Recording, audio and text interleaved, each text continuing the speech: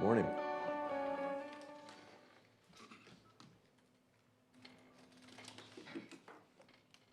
With yesterday, one of the first passes of the day, Malik faked Brenton up in the air and then kind of threw its sidearm underneath him.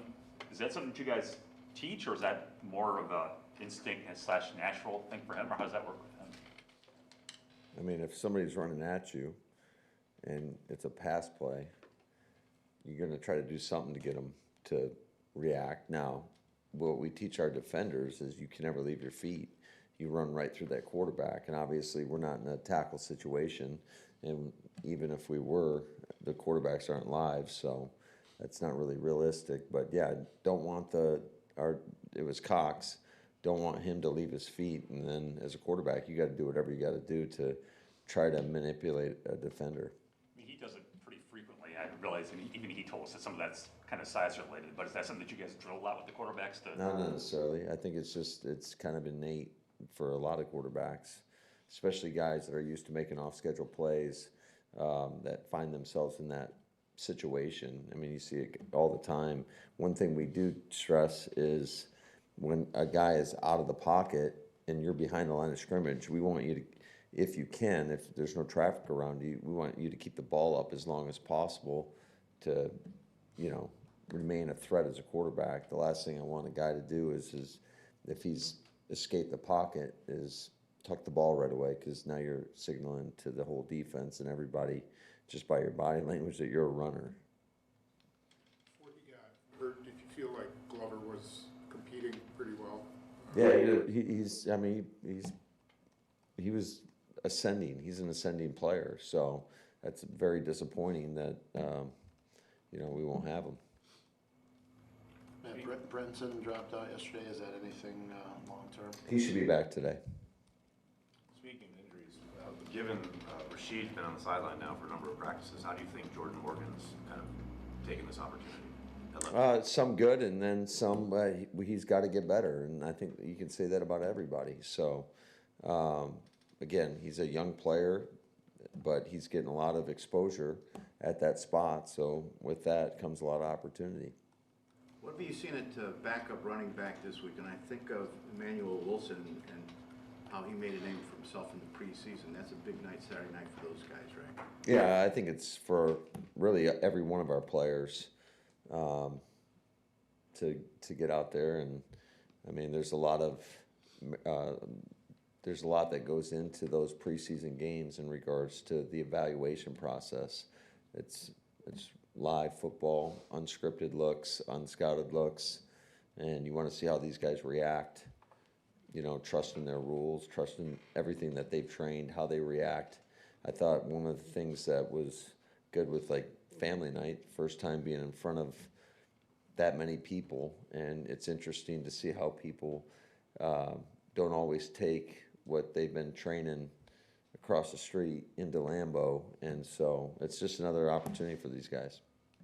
Matt, you've mentioned a couple times, obviously, you're not just looking at the splash plays in practice. Whether it's practice or Saturday night, what are some of the smallest things you're looking for from guys? I just think how guys react to every situation, both positively and negatively. I mean, if you make a bad play, can you regroup and recover the next play? And just how guys are competing, how they're running to the football, just all the little things they're doing away from the ball, I think are equally as important. Is it possible? Of course, it's possible. Anything's possible, but is it realistic to get all four? Not everything's possible. No, I mean, I'm sure you can make it happen, but is it realistic to get all four quarterbacks legitimate playing time on Saturday? We'll do our best to give them all meaningful reps. Certainly, some of those guys are going to play longer than others. What do you think of Aldersma so far? I think he's another guy that's flashed, and he's got the arm talent. It's just the consistency, and it's always hard for a guy like those.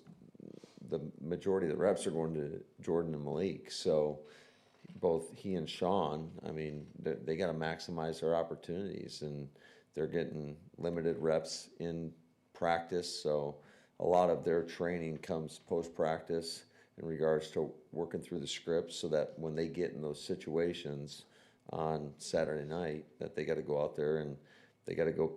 The expectation is that you're going to go out there and execute. No, Willis said that he's trying to stay in the pocket a little bit more, just try to play out each play instead of trying to scramble. Are you interested to see how that plays out in preseason, and do you want to get a really good long look at him through these 3 games? Yeah, I think he's going to get a lot of opportunity. He's probably going to play as much as anybody at that position, or more than anybody at that position. So, yeah, I just want him to play the position, and obviously he's got a lot of things that are tough to coach in regards to he can make off schedule plays, and I mean, his legs are an asset to him, so you can't forget about that, and you got to be mindful of that. So I don't want to make him a robot back there and saying, hey, I have to stay in the pocket. I think there's a lot of feel that goes into that position, and when you're out there in real competition, some of your instincts are going to take over. Those batted passes at the line of scrimmage yesterday, how much of that is teaching and technique versus just reacting and right place, right time? I think it's, first of all, the rushers aren't always going after the quarterback with the same fury that they're going to go after an opposing quarterback when they're live. So you tend to get a little bit more of those, especially if a guy's getting stalemated at the line of scrimmage. You're going to get more batted passes in practice. I know it's the debate every year for you, I'm sure, but is the upside of playing guys in preseason games worth the risk? I guess how do you weigh that? Yeah, I think it's a lot of where you got to feel where your team is, and my experience, I would say that I think it's good for all of our guys to kind of go knock the rust off a little bit, and understanding that there's a little bit of a risk with that. Now, according to my sources, that there's a lot of injury data that supports playing guys in the preseason in regards to reducing the injury risk early into the season. That's interesting. Is it just, people use the word callous. Is it just kind of like running and stuff? You just got to kind of get through the initial pain of it to get hardened up for the season? Is that what it comes down to? Maybe, I don't know.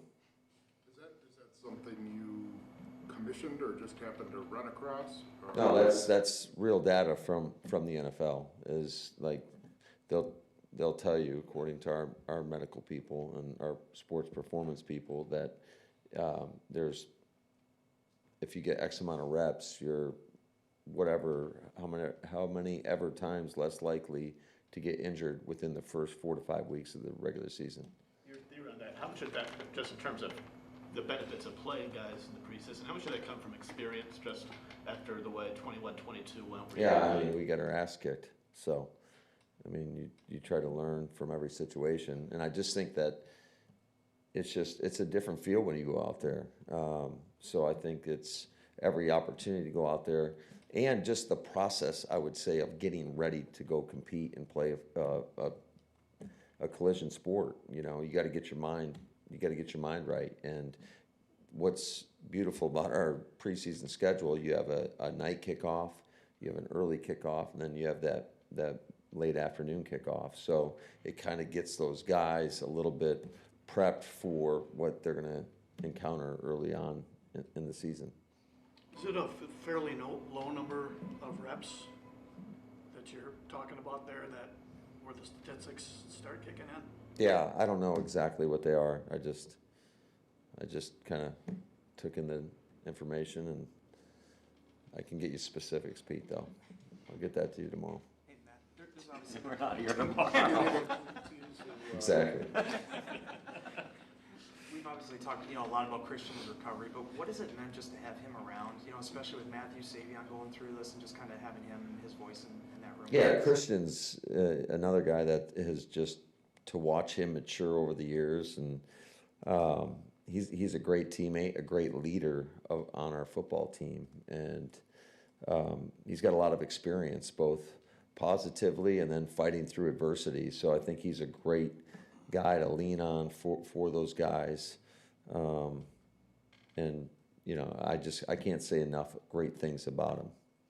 More, please. And Matt, last year you guys were in the top 5 as far as running the ball on first down.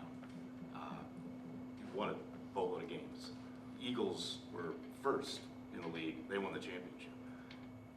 Are we in a bit of a cycle with the NFL where the book used to be in this league, you had to spread it out and throw it around? Bill Walsh said first down is the best down to throw the football on. Yet some really successful teams are pounding the rock on first. Is that a reaction to how defenses have gotten way more athletic and able to cover more ground? Well, I also think, I would tell you that there's a lot more split safety in this league.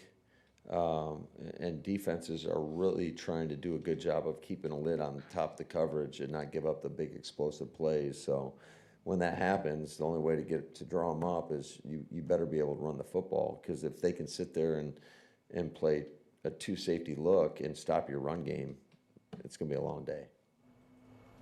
That's good. Thank you. Thanks, guys. See you tomorrow for that data.